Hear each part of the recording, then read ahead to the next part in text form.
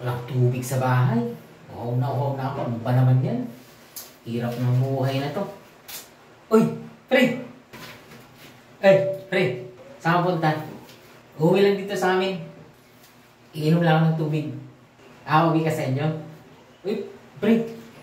Balita ko, hindi daw masarap yung bagong deliver na tubig ngayon. Yung mineral. Ganun ba? Yung sa amin daw, hindi raw masarap eh. Hindi ko pa alam eh kasi hindi ko pa rin natitikman kasi ngayon pala ako uuwi. Bagong deliver nga kanina yung tubig eh. Sige pre, tikman mo yung sa inyo. Sige pre, uwi muna ako ha. Tikman ko kung pangit ba talaga ang lasa. Sige. Pre, okay naman yung lasa ng tubig namin. Bakit sabi, hindi raw masarap, pati yung kapitbahay namin dun, sabi, hindi raw masarap eh. Okay pa rin naman, masarap nga eh. Gaya pa rin nung dati. Gusto mo tikman? Sige nga, tikman ko. Sige, mamaya, kuha kita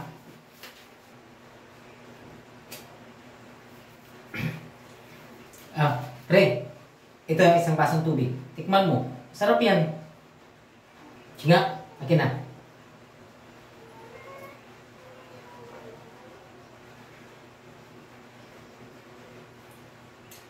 Oh, di ba? Wala namang pinagkaiba doon sa una. Isa pa. Oh, isa pa. Isa pa. Sige. Ito pre. Ito pa yung isa pang baso. Kina.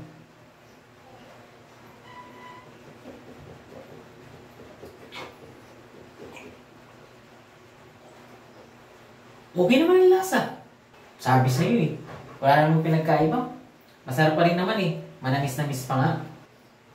Sabi nila, hindi raw masarap eh. Niloko lang ata ako ng mga yun. Sige pre, ito yung baso. Sige pre. Baka yung sa inyo lang. Sige, uwi na ako ha. Sige.